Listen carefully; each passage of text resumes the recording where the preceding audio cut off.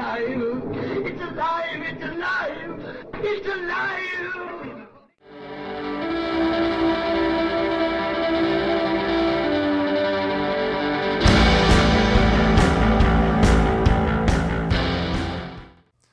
Hello and welcome to Alive After Reading. I'm Tim Niederreiter, and with me today is a new guest to the program, Jennifer Lieberman. Welcome to the program.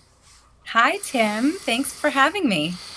Well, it's good to have you, and tell the listeners a little bit about yourself. I do sometimes jumble my syllables, especially early in the show. And yeah, so what sort of creativity do you get up to? All right. So I am a writer, actor, producer. I'm originally from Maple, Canada. I've had the opportunity of living in New York and LA, which has been really cool for the creative process. And I started off writing scripts when I was a child because I always wanted to be in like TV shows and movies. So I was a kid and I'd watch stuff, and then I'd kind of do an offshoot of a script where I got to be in it too and got to kind of play in that world. So I started off writing theatrically, and then I have my first novel that was published in 2020. Ah, and that will be Year of the What? Is that correct? Yes, it is called Year of the What. It was originally a one-woman play that I won an award for. I won an award for it in New York in the Frigid Festival, and that's when some people started suggesting that it could be a fun book. The title was different when I was doing it on stage. The title was called Year of the Slut, and it's a feminist, racy coming-of-age comedy. And that title proved to be really awesome for selling tickets in New York and getting people's tushies into seats. However, I had a very hard time launching with that title online because of the sensitivity to any offensive words.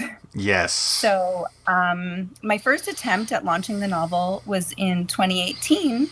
And then I relaunched it with a new title because I was dead in the water. I couldn't get approved for any ads on social media, Amazon, on any of the platforms, because it was just considered offensive, even though it's, if you kind of dive into the context of the book, it's a female empowerment piece. It's kind of deconstructing this word that's used as a weapon against women. So a colleague of mine suggested to retitle it. And I did, and it's kind of an experiment to see if I can turn a literary failure into some sort of a success. It was a theatrical success, so we'll see if I can turn it around with this new title. Oh, cool. You know, I know a few things about literary failure, mind you, but that could describe a lot of my career so far. No, and also, actually, just briefly, because normally we don't talk too much about business on this program, but going off on the ad copy thing, I had trouble, like, on Amazon. I had a series, one attempt I had at a series of book covers. It was like, apparently they were too racy. There was no nudity. There was nothing like that on them even. And they were just, I guess the colors were too evocative or something, because they wouldn't let me get ads for them. It was very weird. It's like the series of novellas that I did that are now out under a different title, whatever, and different covers. But it's kind of funny how that works sometimes, you know? Yeah, it is. And, you know, it's not quite business because we're not talking about how to get the ads done. That's true. It's still part of the creative process because, like, you know, coming up with a new title, coming up with new artwork, coming up with, like, you know, and especially when my piece, I had the title first. So I wrote the entire piece around the title. Somebody suggested that I write myself a one-woman play as a vehicle to invite agents and management, you know, when I got to LA, so people knew I existed. And like in the movie La La Land, nobody came. You know, so like the whole intention of like why I started the piece And then the title is kind of what I went off of. Somebody's like, ooh, that's a great title. That should be your play. And then I kind of worked from that to build a piece around it. So that I was really stuck for quite a while trying to figure out what the new title would be. Yeah, that is really tricky. I've had trouble with titles, but most of mine are just like, that's too obscure. That doesn't make any sense. That's a quote from an old poem or something that nobody's going to get. Because I write fantasy and science fiction, it's like that's not the sort of thing that people want in their title. Well, I guess not necessarily. Like the author Joe Abercrombie, who writes this dark fantasy stuff. His all his titles, at least for his first 3 books, were from quotes from the real world, even though the books were secondary fantasy, so they were set in a fantasy world. But it was kind of, and I always think that's kind of strange because, the Blade itself is the first one. So it's like, it does tell you what the book's about, but it's a weird title in some ways, Yeah. And a title that doesn't necessarily evoke. I mean, he was traditionally published with those books, so that's a different story than indie publishing, where the title does a lot more heavy lift, honestly. Yeah. Yeah, and I was like so married to my title because like when I did the show in LA, it was impossible to get anyone to come. But then I got into a festival in New York and did really well, like sold out shows, and I was like, okay, it's the title is what brought people in. Yeah. And I kind of attributed my success to the title, not necessarily to the story. And that that was like an emotional roadblock for me trying to kind of push through. But I'm actually really happy. I'm really happy with like the relaunch and the revamping of everything. And it actually ends up benefiting me because book 2, there's going to be a book 2 and a book 3. So book 2 in the series is going to be Year of the Bitch. And I'm going to have just as much problems with that title. So it's just going to be like the Year of the What series. Yeah. And then people won't know what the actual title is until they get into the content. Year of the censored title. Exactly. Well, it's these are weapons that are used against women. These words are weaponized against women. When women are younger, we're attacked by being called a slut. And then as we get older, we get into some sort of position of power at work. We have to assert ourselves in certain ways. Then the word turns from slut to bitch. Right. So yeah, I just felt like deconstructing these ideas in a empowering way can be really beneficial. It sounds powerful to me, honestly. I think that could be really cool. I've not heard of your books or play before. I imagine because I'm in the middle of nowhere country, and maybe that's part of it. And also, there's so many books come out every day. It's crazy. Not to mention, it's like it's not in my usual wheelhouse, of course, either, because I'm always digging into the fantasy, and that sort of stuff. But but anyway, so when you approached the book, how was writing the book different than writing the stage play? Oh, it was completely different. It took on a life of its own because the stage play was specifically tailored to show my acting range and my acting ability. So I played 10 different characters. I played the friends, I played the guy she was dating, different accents, different ages, different physicalities. So it was specifically tailored to encompass, like all of my tricks. This is what I can do. Hire me. And it had a very kind of specific goal. Whereas the book, it really took on a life of its own because it didn't have to be contained within what I could actually physically do by myself on stage. So the story got a lot more sophisticated and better. Okay. Well, less simple, I'd imagine, to some extent, or more, it's less of it, like you were saying, it's less of a display piece and more of an actual story, or more of a traditional story. More of a traditional story. Yeah. So the actual is the wrong word.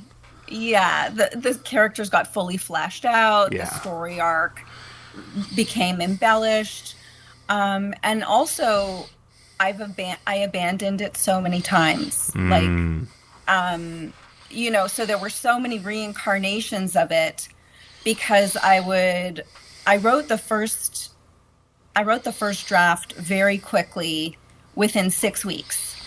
It was close to 300 pages. Wow, nice. And, and it just, but it wasn't well done. Of course. Yeah, I mean, it's tough to write a book. Yeah, it is. Especially your first book. That's always the toughest one. Exactly. So it came very quickly, and I sent it to some girlfriends, like my inner circle, people who were avid readers, people who were journalists, just people that I respected. Mm-hmm. And all of them enjoyed it. And that's kind of what got me going. Like, okay, I'll start submitting. I submitted to publishers, literary agents, crickets. Then I went to something called Author 101 University. Ah, yes. And started trying to learn. But at that point, I had still never hired an editor. which, like, now looking back on it 3 editors later, it's just like, what were you thinking? But when you don't know, you don't know. Yeah, that's the biggest challenge with writing books to start with. I mean, I started writing books when I was 12, so... Oh, like around the same time I was writing scripts. Yeah, basically. That's why I identify with that a lot. But I was writing, I wrote my first novel. I think I finished it at 13. Finished my first novel when I was 13. Wow. But it was impressive. But it was a terrible novel. Like because when you're 13, you don't know anything about anything for the most part, and you also don't have the skills of writing. You haven't read as much as you're going to have read later. So you just don't have, I mean, I'm not saying that 13-year-olds shouldn't write. I actually think they should. But I mean, but you don't expect what you're doing. Don't put any pressure on yourself to create something awesome, because just create the best thing you can. Yeah, if you're someone like that, For a 13-year-old, just writing a book, period, is an amazing. It's true. It really gave me a lot of confidence going forward. Yeah, and having like the commitment to stick to it, and realizing, ooh, I really am passionate about this, and this is in my wheelhouse, type of thing. So all of that's important information, but it's like anything, to become proficient at anything, you got to clock your 10,000, 20,000 hours. Yeah. And when you're a child, you just haven't gotten there. You have done no hours to start with. And, you may have done no hours. Haven't hit their 10,000 hours. It's true. Either. Yeah. And then they wonder like why they're not reaching a level of success that they desire. Yes. But it's not easy. It's not easy, especially in the arts, in the creative field, when a lot of times we have to have a side hustle for a considerable amount of time while we're trying to clock those hours and flex those muscles and do the reps. So, for me, I've just learned to be kind of gentle with myself and gentle with the process. But as I was saying, like, I abandoned the book so many times, and would get either crickets or feedback that just didn't resonate with me. And sometimes it was just the wrong match. I was sending it to an editor who just wasn't the match, who didn't get the genre. And they gave me all these notes that just made me feel like I wanted to give up. And then it was usually, a friend. All of those friends are so important, our champions that we have in our lives that keep us going and keep us true to ourselves. So, yeah, it was a friend a few years ago who was just like, you just have to finish it. Like, whether you ever sell a copy or you don't, you've put so many years and so much work into it. Just finish it. Just finish it and put it out in the ethos, and let the chips fall where they may. And that was the best advice anyone ever gave me.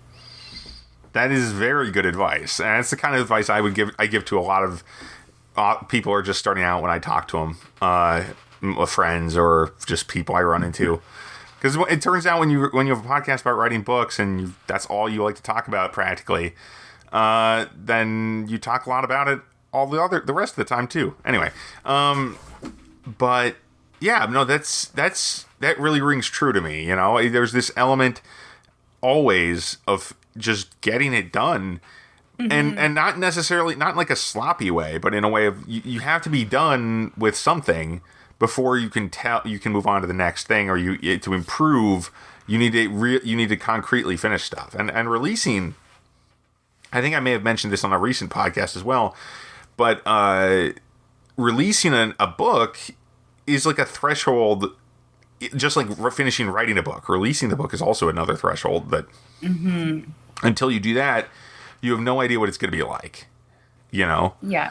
So it is another powerful step to take. Yeah.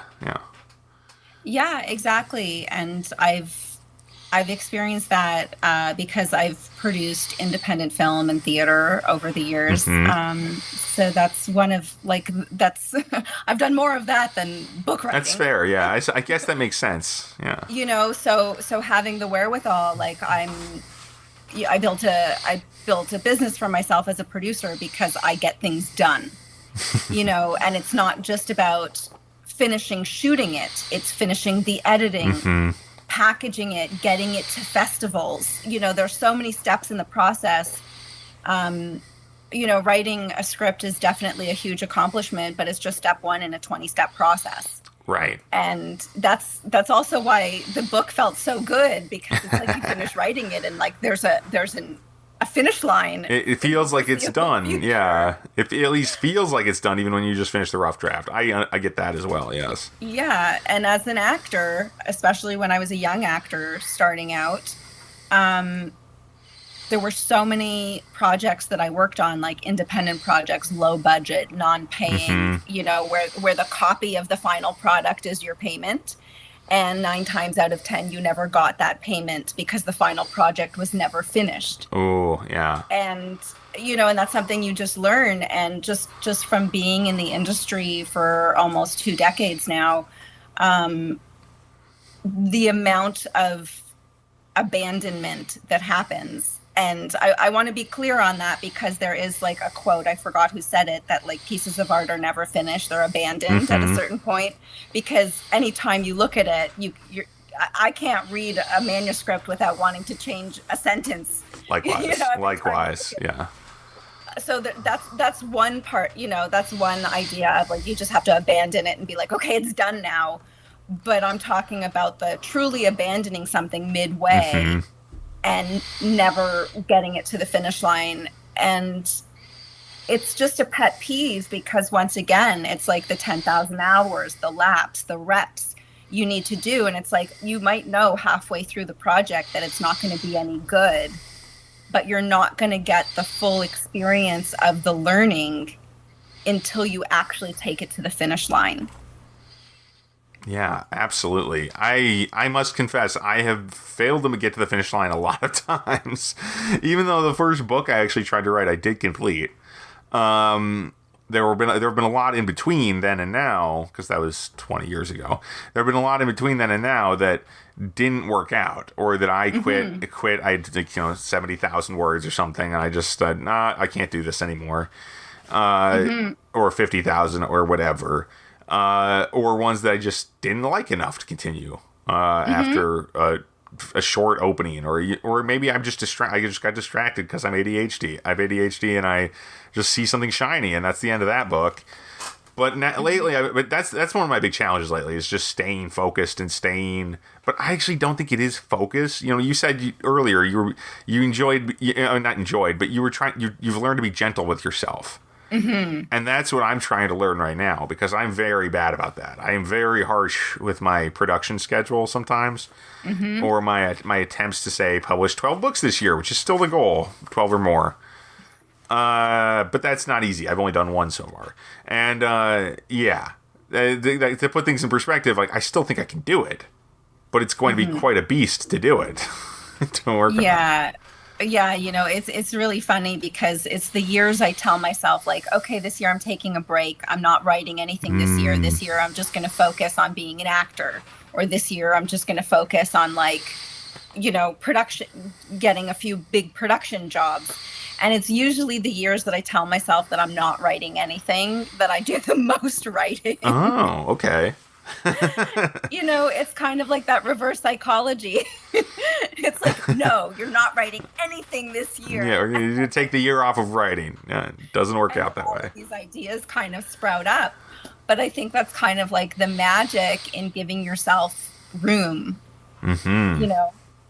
And it took me a long time to get gentle with myself. It's been a process because I used to like fight tooth and nail, like come hell and high water, this is going to happen. But also there's like, you know, there's something that happens in that like resistance mode, you know, even though you're not resisting it, but you're forcing it in a certain way. Right. When you're forcing it, you can come up with a lot of resistance as opposed to just allowing things. And I know I'm getting a little woo-woo. No, I don't think so at all, actually. I think that's just... It's weird because there's this book, The Inner Game of Tennis. Have you ever heard of this? I have, but I haven't read it. I mention it... Well, I've read most of the stuff that wasn't about tennis in that book because there's a lot of it that is more generally applicable. And in that, the author talks about... I wish I remember the author's name. But he's always talking about how if you overthink, basically, if you're you know, when you're training because he's a tennis coach, right? So when he's training people to hit the ball a particular way or to do a particular maneuver, it's not you know, telling them to hit the ball like this, twist your wrist like so, is going to make them overthink it, and generally they'll always do worse after that. So when you allow yourself to hit the ball or whatever, I think that's actually the term he used in the book. Even you allow yourself to hit the ball, you do not hit the ball. You allow yourself to hit the ball because you know how to do it. Your abilities are all there, especially if you've trained enough, right? If you've practiced enough, you've written enough books, you've written enough screenplays, whatever, or stage plays. You know, you write enough, you play enough, you put in your hours as you've been saying, and then when you just relax and you let it flow, stuff will happen. Yeah, and not just with tennis, like a lot of competitive athletes or pro athletes talking about being in the zone. Yes. You know, and it's just kind of like being in the zone. And I don't know about you, but for me, a lot of times the best pieces I've ever written, I feel like they write themselves. They just kind of like come through me. They write themselves. I'm not really efforting. And it's totally like working in the zone. And once you feel that, it doesn't really make sense to go back to the forcing. Absolutely, because forcing can make you. I mean, and that's the trickiest part. Because usually in the morning, like when I'm sitting down to write, I have to force myself to sit down to write. But then I also have to not force myself to write, if you know what I mean. I have to get myself in that chair and then let myself go. Yeah, it's funny. I never force myself to write. Like, I know a lot of people talk about, like, if you're a writer, you have to write X amount of pages every day. You have to be writing every day, or you have to set goals and deadlines for yourself. And I don't write in that manner. Like, I let an idea simmer on the stove until the pot blows off and I can't not write it. And that's when it happens, like, very quickly and seamlessly. But also, like, I know that there are writers that are intuitive that like to sit down and start writing without knowing where they're going. That's not my process. My process is I need to know beginning, middle, end, and all the scenes in between that are going to happen before I sit down to write. Of course, there's a flexibility when the magic comes and things come out that you never expected, or characters will take a turn, the plot will take a turn. But I have to have that kind of beginning to end foundation before I even will let myself sit down to write. Because once again, it's like putting myself in a position where I'm forcing as opposed to just allowing the ideas to come through. Yeah, no, that makes sense. So you use the outline or the preparation to open the way, so to speak, and then you can just flow.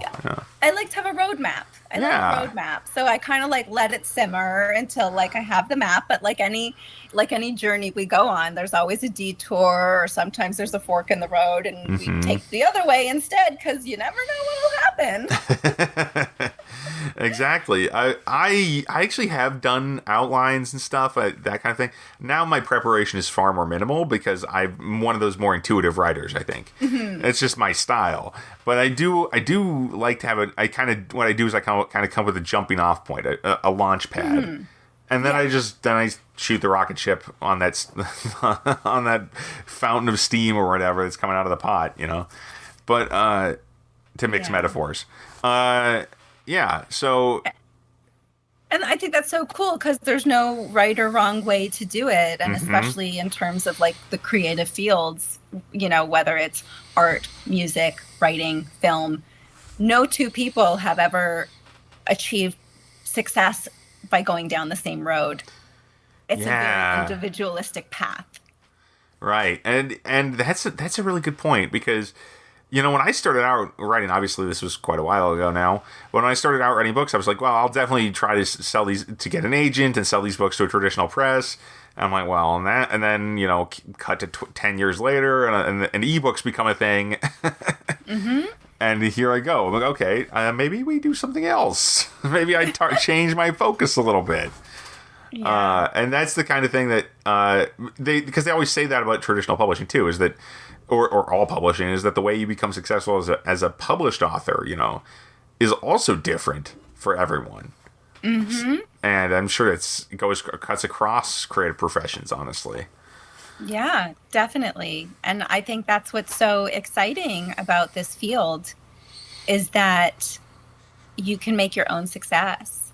You're not really reliant on, especially now with ebooks and with all the online platforms, there really is the possibility of, just kind of launching out of obscurity on your own accord.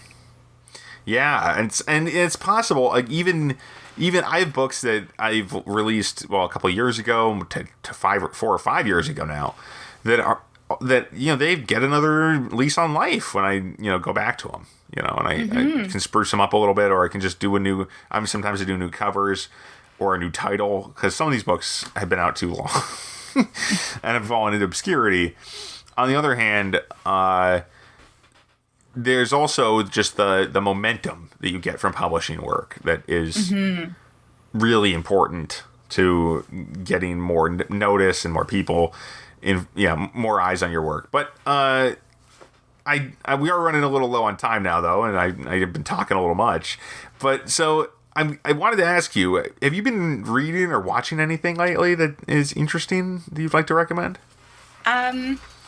Well, it's funny. I haven't really been watching much. I'm probably the only person who hasn't really binge watched anything during the pandemic. Well, I haven't binge watched a thing either.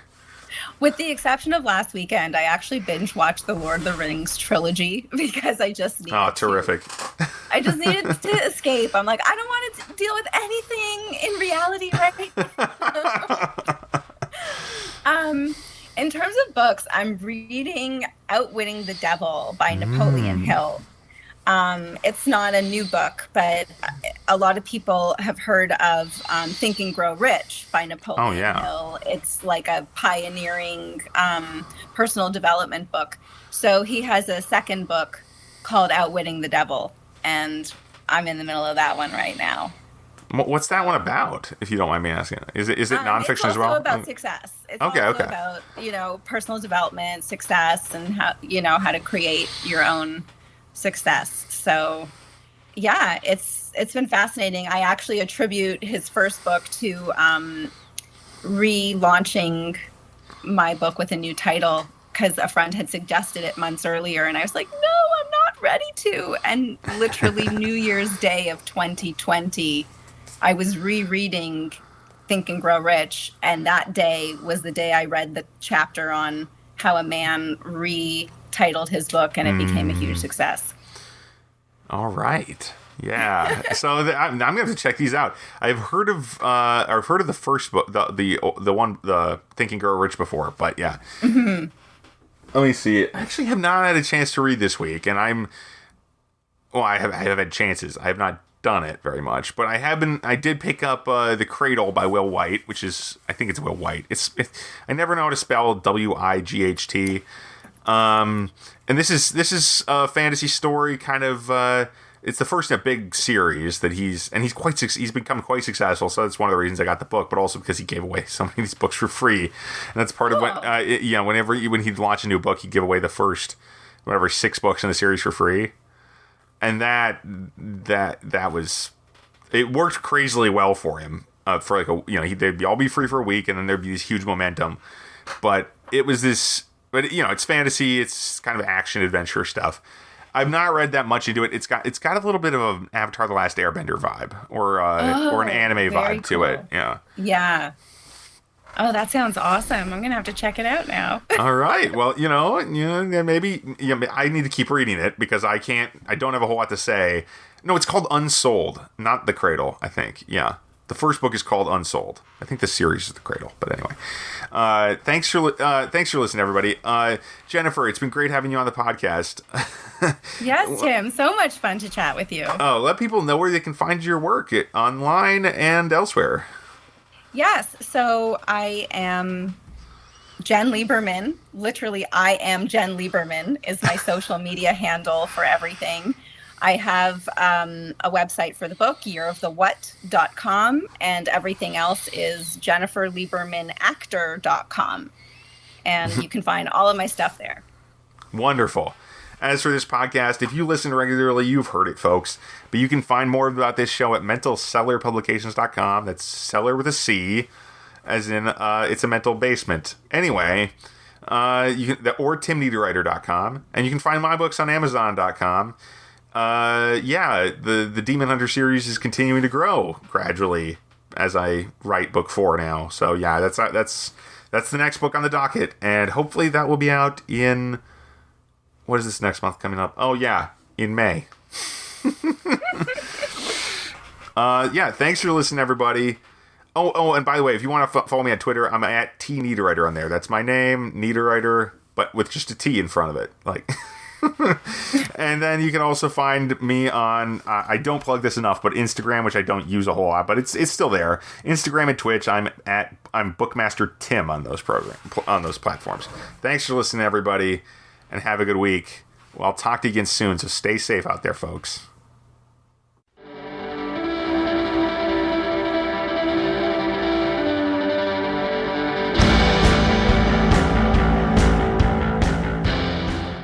That tears it.